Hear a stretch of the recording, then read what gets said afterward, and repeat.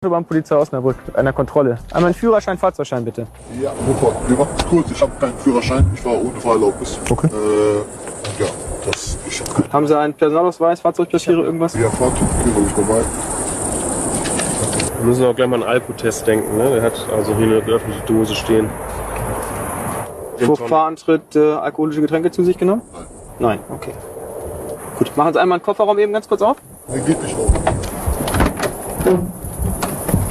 Der geht nicht auf. Was ist denn mit der Dose Gin Tonic, die da steht? Ihr Kollege hat gefragt, ob ich vor Fahrantritt getrunken hätte. Ja. Das war während der Fahrt. Sie sind ja ein Schlauberger. Ja, er hat gefragt vor der Fahrt. Ja, okay. Ja, gut. Machen wir mal einen Alkotest. Ja. Ja.